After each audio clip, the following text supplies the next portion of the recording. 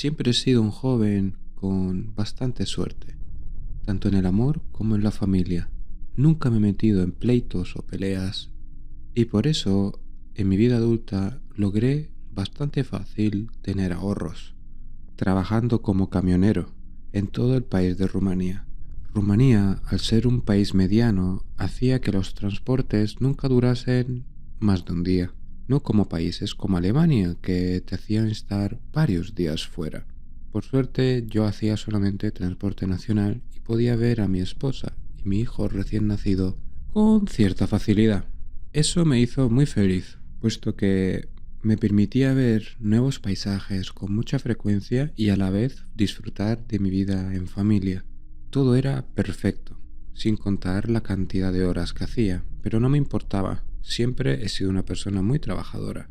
Lo que yo no sabía era que mi esposa me fue infiel. Ella fue tentada por un hombre que podía pasar más tiempo en casa, y eso a ella la convenció. No podía culparla, pero tampoco podía estar de acuerdo con su decisión. Era cierto que yo pasaba muchas horas fuera, pero el hecho de la infidelidad para mí no era un argumento. Terminé divorciándome, de una forma pacífica y calmada. Ambos éramos personas muy racionales y llegamos a un acuerdo muy sencillo. Ella compartía conmigo la custodia y yo podía pasar tiempo con mi hijo. Dentro de los malos escenarios era el que más me convencía, pero eso solo fue el principio, puesto que a los 2 meses de divorciarnos me enteré por medio de mi ex suegra de que mi ex esposa había sido asesinada. Su asesinato fue brutal y todos decían que el posible asesino era yo. No había ninguna prueba, pero su actual pareja era un policía y, de alguna manera, creó unas pruebas incriminatorias hacia mí, alegando que si la justicia no era capaz de tener los ojos abiertos, él mismo se los abriría. Logró, de alguna manera, conseguir un testigo. Ese testigo era una ex vecina nuestra, que se mudó a una ciudad colindante por trabajo.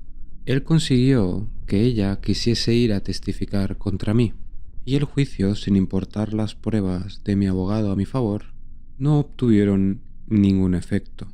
Es más, simplemente lo agravó, porque parecían las excusas de un culpable. Pasé 2 años en prisión por un crimen que no hice. Al salir, intenté buscar trabajo en mi anterior empresa, intentando buscar el puesto en el que estaba. Pero el puesto obviamente estaba ya ocupado. Ese puesto lo tenía un compañero que ya llevaba 2 años en el mismo y ya tenía la misma experiencia que yo antes de irme. El jefe, sintiéndolo mucho, me dijo que probase en otro lado, pero en Rumanía un ex convicto difícilmente encuentra un trabajo honrado. Y busqué durante 6 largos meses un trabajo, todos sin ningún resultado positivo, hasta que me acordé de un amigo que me debía un favor. Mi viejo amigo vivía en la región de Hunedoara, pero no en la misma ciudad. Él vivía en Petroșani, concretamente cerca de una de las minas de carbón más grandes de Europa. Y aunque sus días de gloria ya habían pasado, algunas seguían funcionando. No a máxima capacidad, pero sí lo suficiente para tener una gran flota de mineros con ella. Esa mina era la mina de Vulcan. La mina de Vulcan era una mina de carbón que exportaba carbón hacia Francia. Me ofreció un puesto de minero ahí. Decían que mis funciones no solamente eran de estar en la mina, sino que también fuera un trabajo físico que me ayudaría a distraerme de tantos años de remordimiento por algo que no hice. Teniendo en cuenta las opciones que tenía, acepté, a regañadientes obviamente. Mi viaje desde la capital fue simplemente nostálgico, recordando mi anterior vida como camionero y mi cálido hogar junto a mi ex esposa e hijo. Tenía que visitar a mi hijo cuando consiguiese estabilizarme de nuevo y volver a formar parte de su vida. Mi lugar de residencia de ahora en adelante iba a ser el valle de Jiu, un valle salpicado de color negro, debido a las décadas de explotación minera en la región. Las aguas estaban contaminadas y el río que antes pasaba por la región era casi del color del barro. Llegando a mi lugar de residencia, viendo la región, me di cuenta de que la gente estaba orgullosa de su trabajo, aunque no tuviese otra opción. El valle siempre tuvo a la minería como fuente principal de ingresos. La gente lo aceptaba de manera estoica y solemne, pero no negaba que si hubiese otra opción, la elegirían sin dudarlo. La minería era una profesión complicada y sobre todo con una esperanza de vida baja, aunque realmente bien remunerada, sobre todo ahora en la Unión Europea. Mi amigo llamado Colin me esperaba en la entrada del barracón que sería ahora mi nuevo hogar. El barracón tenía el mismo objetivo que cualquier otro barracón: albergar a los hombres que no vivían en la región y darle una casa temporal para que pudiesen descansar mientras que trabajaban en algunas de las distintas minas que había en ese valle. Él me dijo que la de Vulcan era la más segura y la que mejores condiciones tenía. Él trabajaba ahí y me recomendó como su ayudante. Mi sueldo inicial era de 2.800 euros, un sueldo superior al que tenía como camionero, que no era bajo. Él me dijo entre dientes que era debido a la dificultad de la extracción del material, que cada vez era más complicado debido a la dificultad de encontrar nuevas vetas, y las que había eran complicadas de acceder para un hombre que tenía una estatura grande. Yo tenía la virtud de ser un hombre de constitución mediana, ligera y pequeña.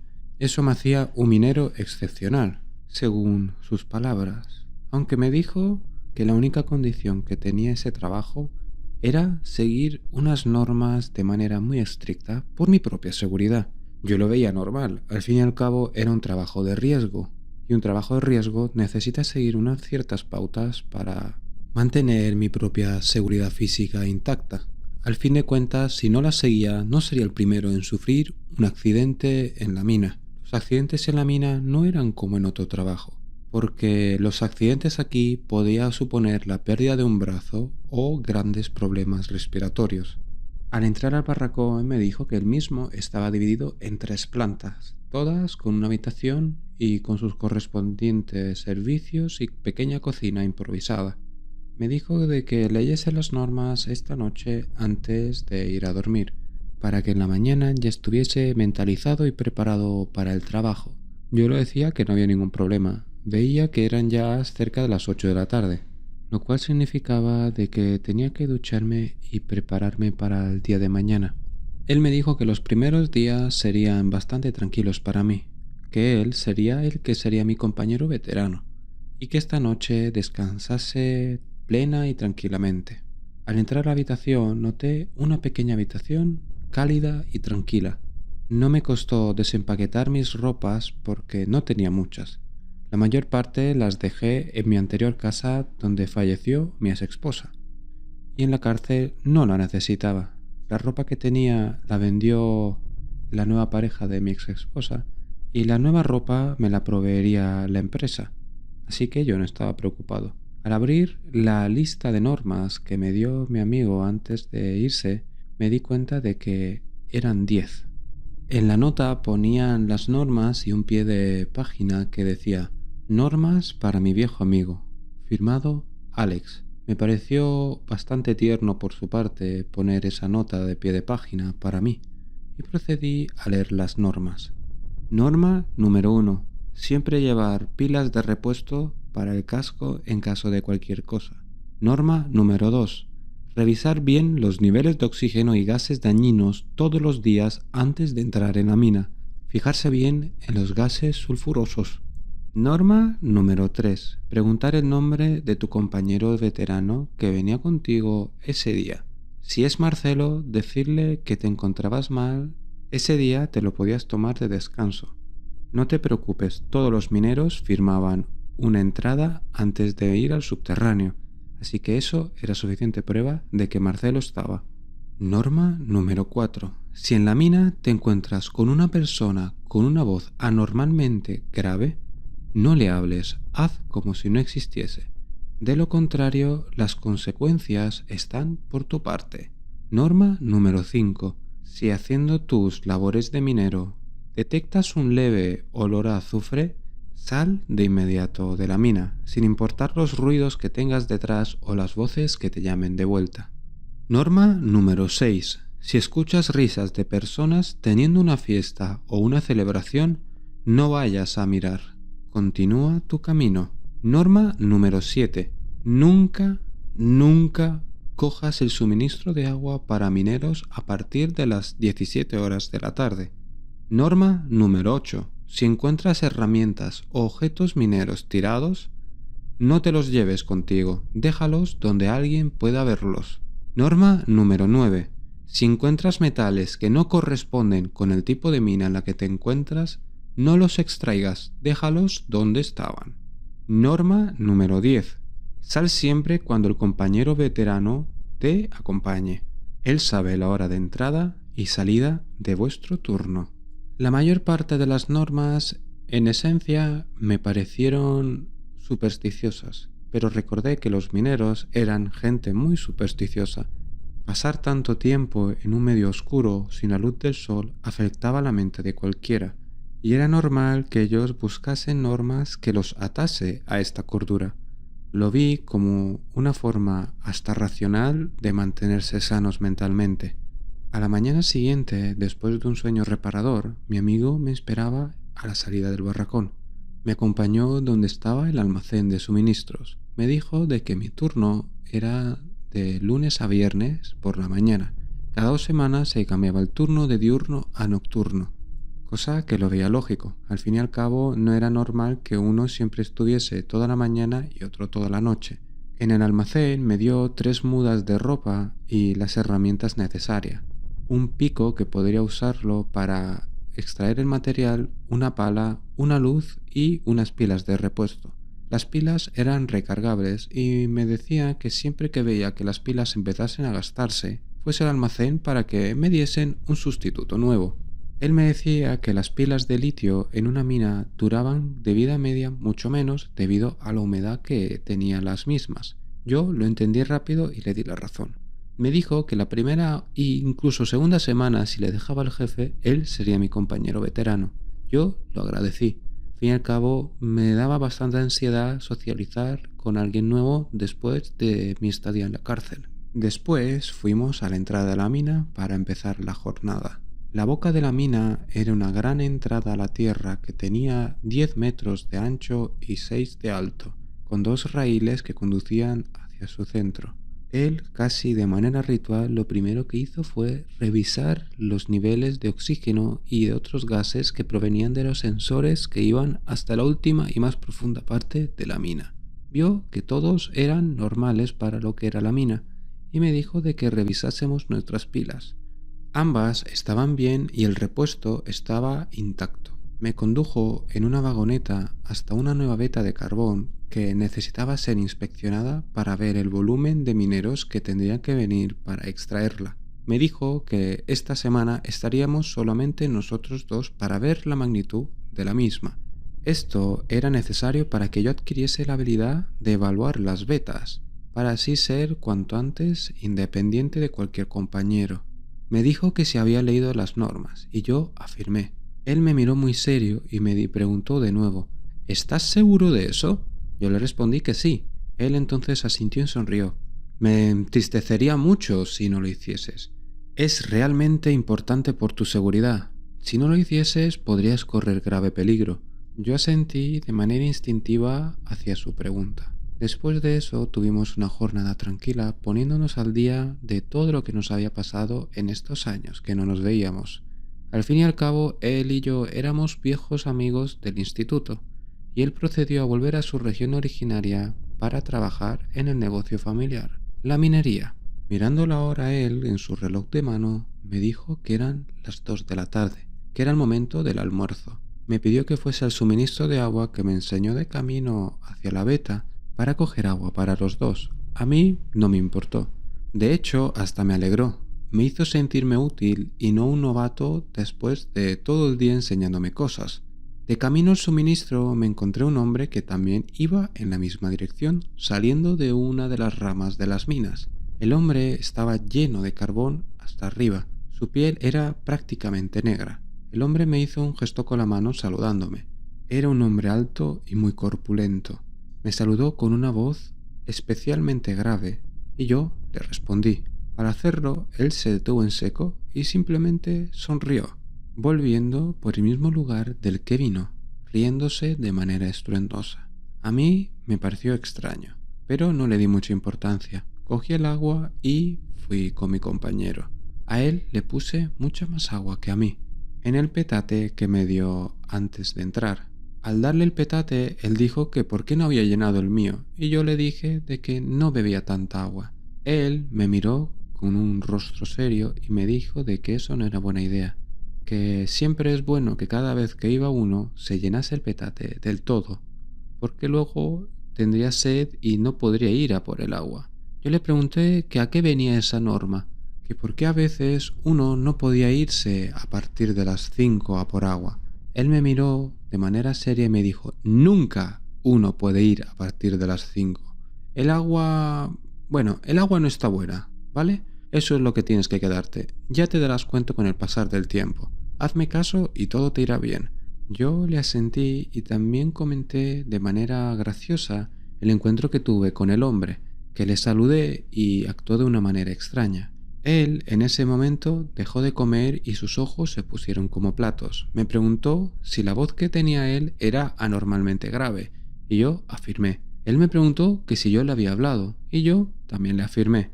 En ese momento se puso las manos a la cabeza y me dijo de que esta noche lo iba a pasar realmente mal. Ese día no tuvo ningún encuentro extraño más.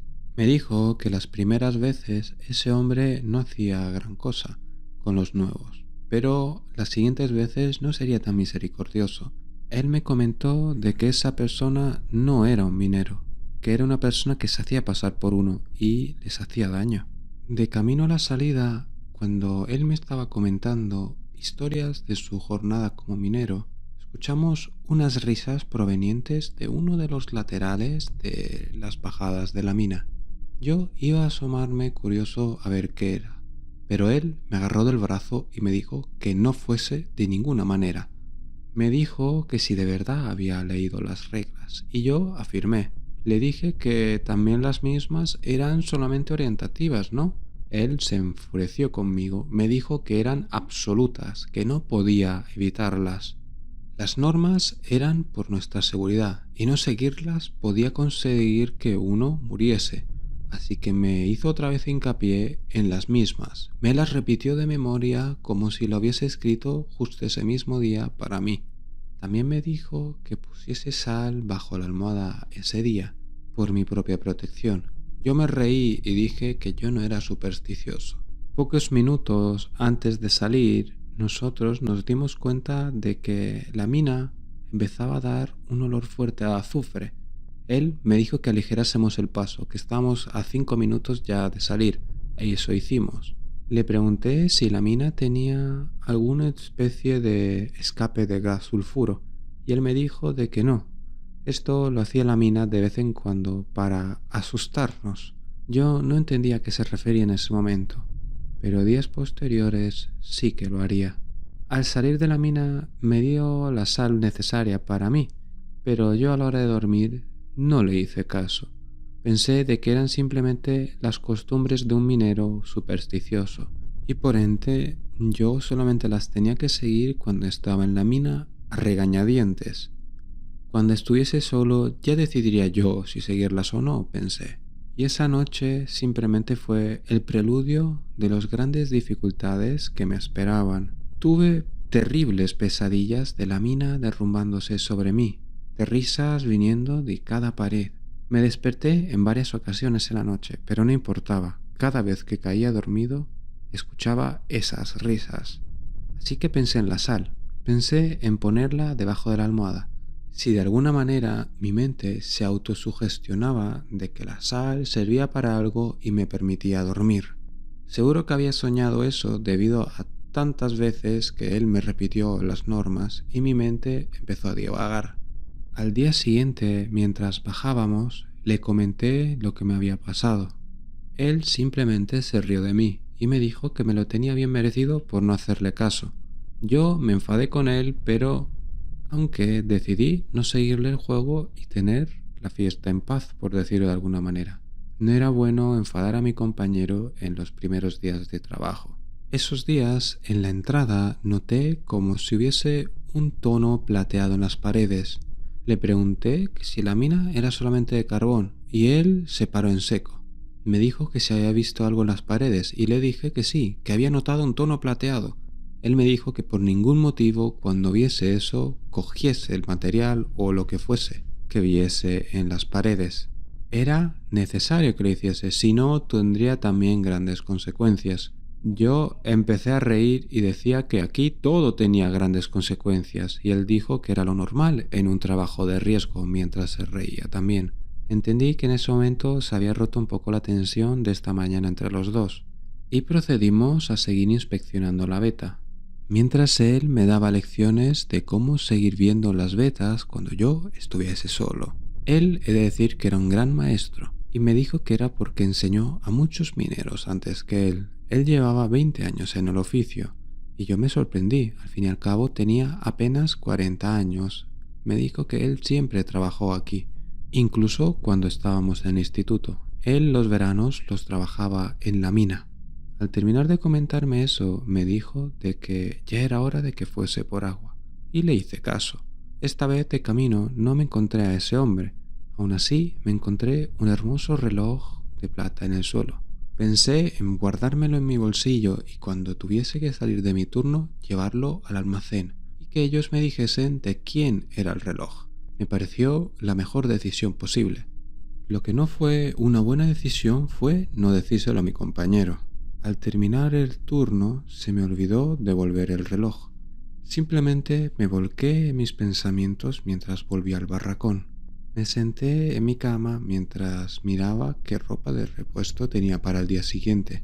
Entonces me saqué del bolsillo el reloj y con remordimiento dije que al día siguiente, sin falta, lo dejaría en el almacén. Si la noche anterior fue terrible, esta era como el infierno, porque soñaba que estaba en mi cama sin poder moverme, siendo observado por un ser horrible, con la piel roja y con grandes cuernos, que simplemente me desgarraba la piel y me hería sin yo siquiera poder defenderme. El dolor era tan intenso que me hizo despertar en medio de la noche. Al revisar mi cuerpo me di cuenta que estaba lleno de numerosas marcas rojas por todo mi cuerpo. Las marcas eran muy dolorosas y con el tiempo se fueron haciendo más claras. Eran unas quemaduras que parecían garras, como si alguien me hubiese pasado metal ardiendo por el cuerpo.